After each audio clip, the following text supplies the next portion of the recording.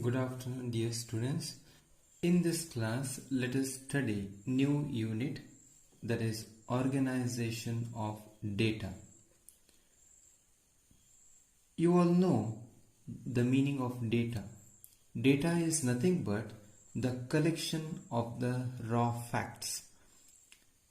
Data is nothing but the collection of raw facts. These raw facts are of no use unless and until we work on them. If we work on these data or the raw facts, we are able to extract some information. Using that particular information, we are able to take some decision. Otherwise, it is difficult to run a business or to function a process. That's why the data should be converted into information. But to convert the data into information, first of all, we need to organize in a proper way. That is what the organization of data is meant for. So in this chapter, you are going to study how to organize the data. Now let us learn the topic statistical enquiry. Sankhya Shastriya Vicharane. Statistical enquiry in Kannada means Sankhya Shastriya Vicharane. In day-to-day newspapers, we hear about the police enquiry or the enquiry conducted by the independent judge and so on. Now, why these enquiries are conducted? These enquiries are conducted to find the knowledge or to find the truth of a particular problem. So, the word enquiry means search for knowledge or truth.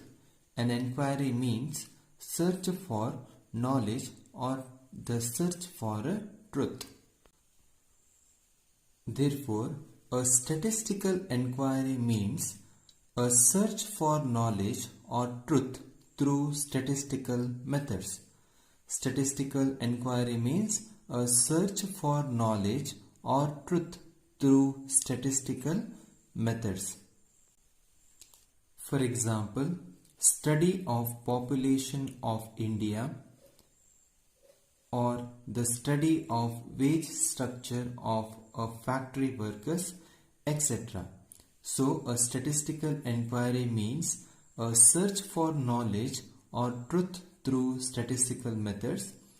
Examples are study of population of India, study of wage structure of factory workers. Next, we shall learn about the two stages of a statistical enquiry. Two stages of a statistical enquiry. The first stage is planning and preparation. Second one, execution of the survey. Two stages of statistical enquiry. They are, first one, planning and preparation. Second one, execution of the survey. Next, we shall study in brief what is planning and preparation and the execution of the survey. Now let us move on to the first one, that is planning and preparation. For the success of any statistical enquiry, a perfect planning and preparation is essential. For the statistical enquiry to be successful, perfect planning and preparation is essential. In planning for the success of the statistical enquiry, certain factors are being followed. First one, that is object of an enquiry. Second one, that is scope of an enquiry. Third one, units used for the collection and measurements. Fourth one, sources of the data. Fifth one, method of collection of data. Sixth one, framing of format. Seventh, accuracy level. And eighth, it is type of enquiry. First one is the object of an inquiry. Second one, scope of the inquiry. Third one, units used for the collection and measurement. Fourth one, sources of the data. Fifth one, method of collection of data. Sixth one, framing of format. Seventh one, accuracy level. And eighth one, type of the inquiry. So these are the 8 factors which have been followed for the planning and preparation for the statistical inquiry to be a successful one. Next, moving on to the execution of the survey. After a perfect planning, the next stage is execution. The various methods have been considered, which are as follows. Execution of the survey is being done after perfect planning. So the next plan will be the execution. So the various steps to be considered, which are as follows. First one, setting a team of administrators.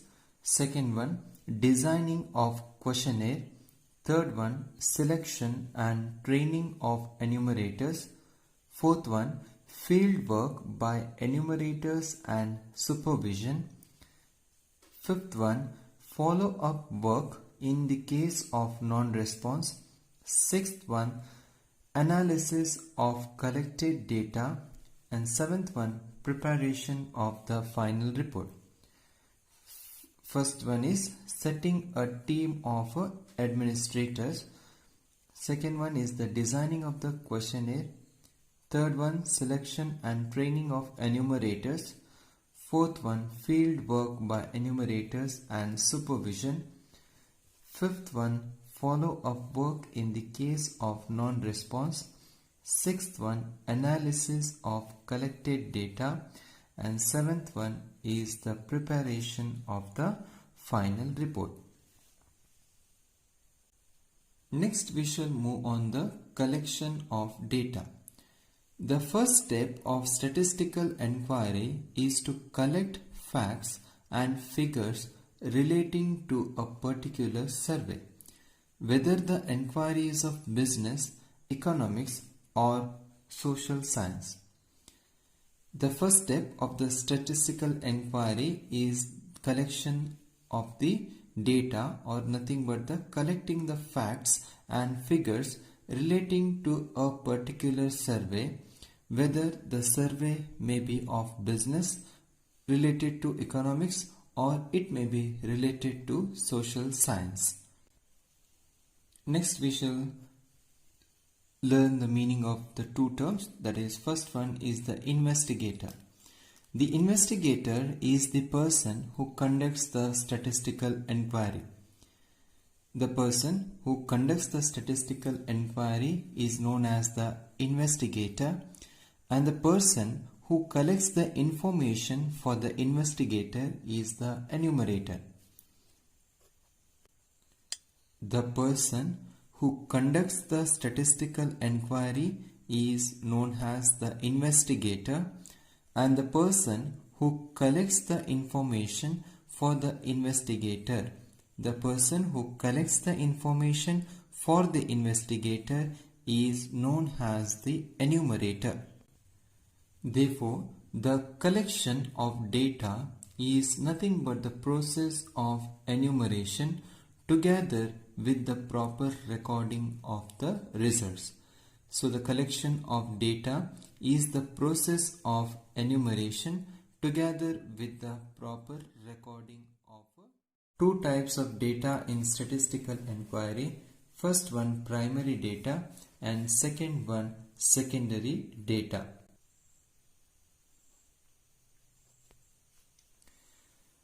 Next, primary data. Data which are collected for the first time directly from the field by the investigator is called primary data. The data which are collected for the first time directly from the field by the investigator is called primary data. These data which is collected are original in nature. The data is also called as the first-hand data. The data are the raw materials of the inquiry. The primary data which is collected for the first time directly from the field by the investigator, it is the primary data, and it is also original in nature, and it is also called as the first-hand data. The data are the raw materials of the inquiry.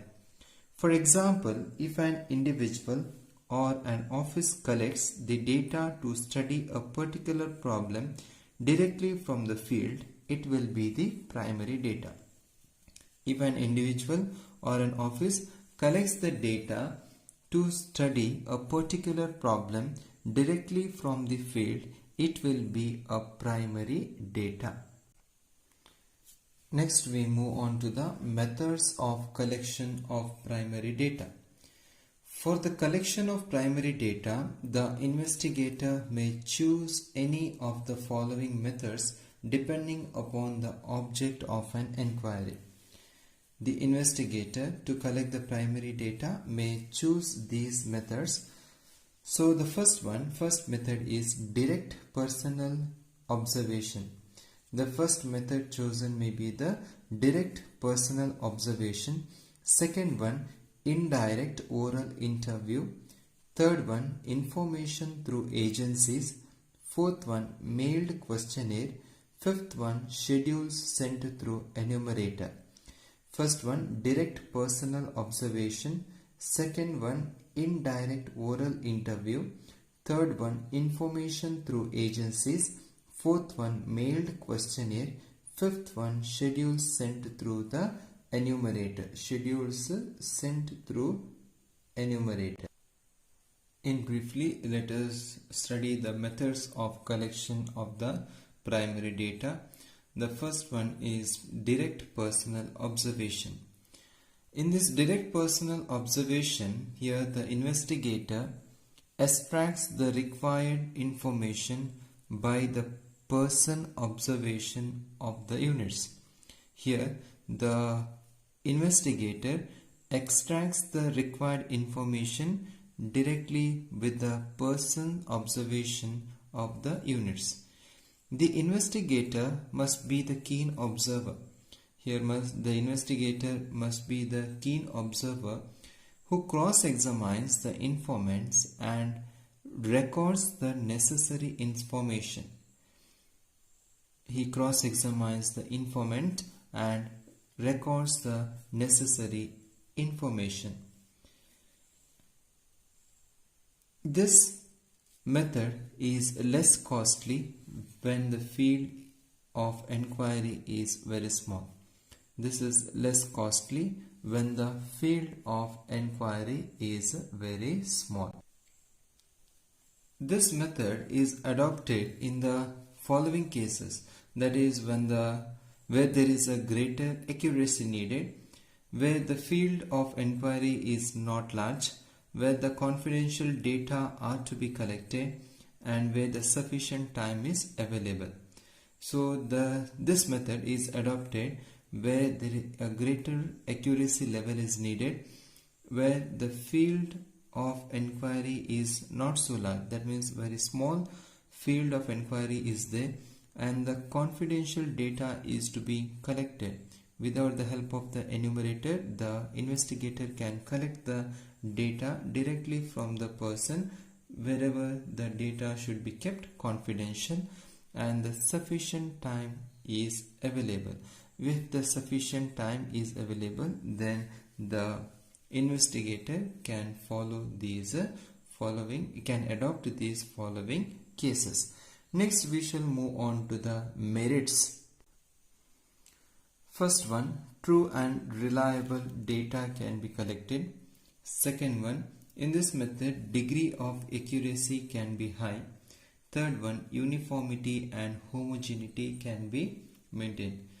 True and reliable data can be collected, that is the first merit. Second one, the method of degree of accuracy can be high. Third one, uniformity and homogeneity can be maintained.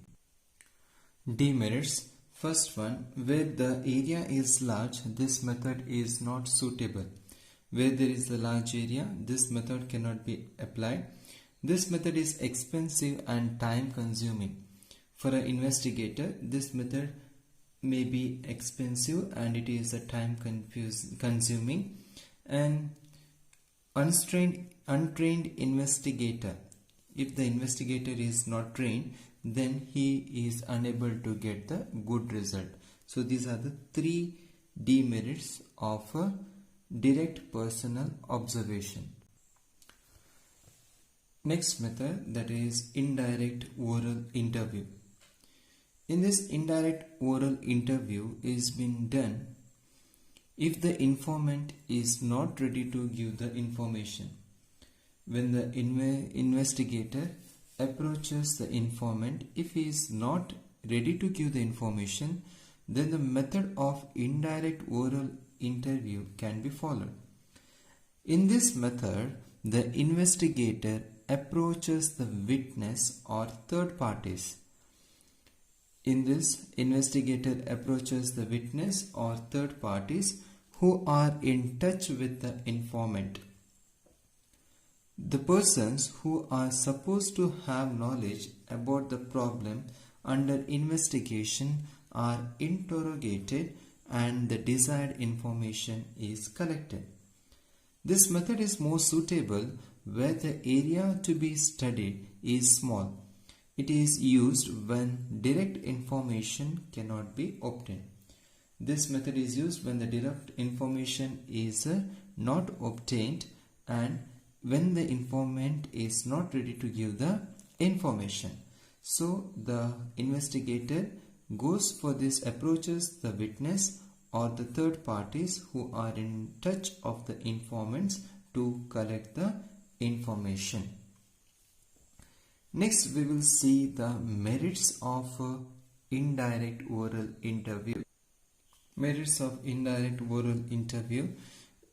In this method, which is simple and convenient. So the first merit is it is simple and convenient, and this method is free from bias and prejudice of the respondent. This method is simple and convenient and it is free from the bias and prejudice of the respondent. Next is demerits. First one, interview with an improper man will spoil the result. Second one, witness may supply biased information according to their interest. So the two demerits, first one is interview with an improper man will spoil the result or the result may be wrong. Witness can give the wrong information as per the interest of the informant. Next method is information through agencies. Under this method, local agents or correspondents will be appointed. They collect the information and transmit it to the investigator. In this method, the local agents or the correspondents will be appointed, and these correspondents who are appointed will collect the information and then give it to the investigator. They may apply any method according to the intensity of the situation. Agents who collect information from the informants are generally called as correspondents. Agents who collect information from the informants are generally called as correspondents. This method is generally adopted in those cases where the information is to be obtained at regular intervals from a wide area. Newspapers are the examples of collection of information through agencies. Next, merits of information through agencies. The first merit, this method is very cheap and economical. It is useful where the information is needed is regularly. This method is very cheap and economical, and it is useful information where it is needed regularly. Next, demerits. Demerits of information through agencies. It is the information may be biased, and it is difficult to maintain the degree of accuracy and uniformity. Demerit, first one, it is the information may be biased, and second one, it is difficult to maintain the degree of accuracy and uniformity. Dear students, I wind up today's session here, sir. Thank you.